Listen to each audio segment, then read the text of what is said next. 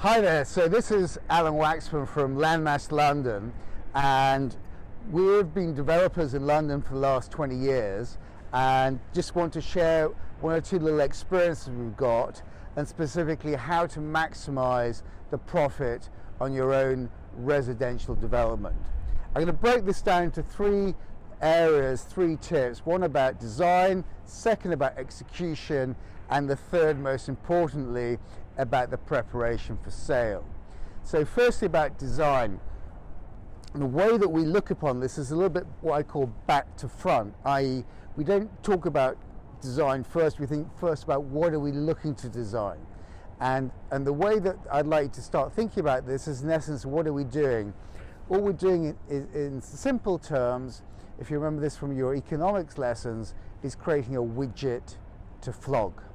Okay, now obviously what we want to understand is what is the target market for this widget.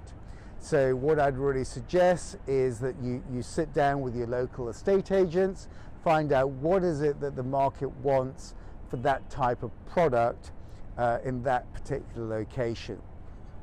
Next thing is, we always used to think that the key to success in property was location, location, location.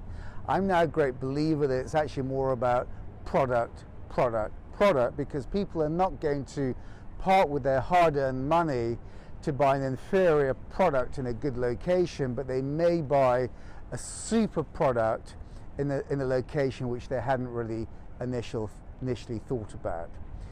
Obviously what we want to tap into is their emotional desire, because obviously initially people look at it very logically, but obviously what we want to do is to be able to get that premium price which is created through their emotional desire. And got to think about the fact that buyers are becoming more discerning, more knowledgeable, more choosy. So as a result of that, as our job as a developer is also becoming tougher, right?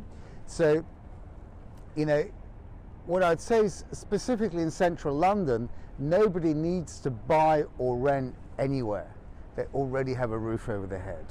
So what we need to do is to make sure what they want is something that they're really happy to pay for, because if they don't, it's a little bit like in the Little Britain sketch when they go into the travel agent and they say, can we go on this holiday? And they go, the computer says no. And it's become very binary. Either they want it or they don't. They're not prepared to haggle on the price. They don't like what they see. And the way I can illustrate that is, imagine that somebody wants to go into Louis Vuitton to buy this bag they've always wanted, and they go in, they see the bag that they love, and what they didn't realize is they've changed the stitching from the traditional yellow to a bright green. They hate bright green. So what do? They don't bring the salesperson over and say, look, I like the bag, but look, the stitching can have a discount. They think they've gone a bit loopy. They just walk out. Yeah, that's what I mean by things being binary. Either they like it or they don't. The question is, how do we overcome this? How do we find a solution? How do we, in essence, give buyers what they want? The way that we at Landmass go about this is through what we call volumetric design. This is where we focus more about the space rather than the finishes. We believe that you have to create the wow, the excitement, the emotion with the use of the space, because no matter how good the finishes are, if that spatial design is not done well, nothing else works. And it's a lot more difficult to make something what we call simple and elegant rather than fancy-wancy. And the way that I demonstrate that is when you look at Steve Jobs, when he first brought out the iPod, he looked at 32 different shades of white to get the right white. And it's that less is more, that attention to detail, and it's not a cost thing, but it's the things that give people that pleasure in the experience of seeing the property that they want.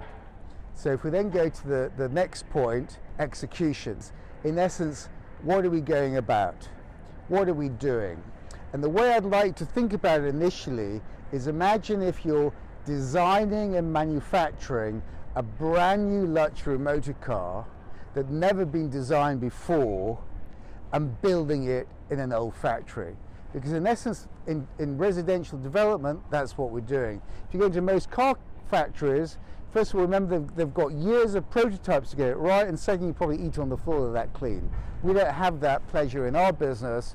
It's you know, each project's different, and we don't have second bites of the cherry. So we've got to get it right first time. In order to make sure that is done well, we have to think about, first of all, time is money. Yeah, we've got finance costs, interest costs, so we want to make sure that whatever we do is done as effectively and as quickly as possible, but that does not mean cutting corners. If we cut corners, then it's going to come to bite us in the backside later on during the project. So what's super important is good preparation, you know, from the appointment of the architect, the designers, then getting the right tender pack together, putting it out to the contractors, and don't be concerned about paying for fees, because in the long run it's going to save you money. Then we talk about preparation for sale. What we're looking to do is creating the emotional desire, because it's through creating that emotional desire that we get the premium price. So how do we do this? First of all, it's in the staging of the property. Generally speaking, we'd look to furnish the property because most people don't have much imagination. If it's unfurnished, you know, certainly if it's a block, you need to have maybe 2 or 3 of the units furnished to give people an idea. Maybe, you know, depending on how many units you've got, and certainly if you've got a house, just a one-off unit, you have to get that furnished, because otherwise it's going to look bare and barren. Next thing is sense of arrival. People make a lot of decisions before they actually open the door to the property. So if it's a block of flats, how is the block staged outside? If it's a single house, you know, how is it looking? You know, in one project, I actually power washed the pavement, cleaned the street signs to make sure the sense of arrival was really good.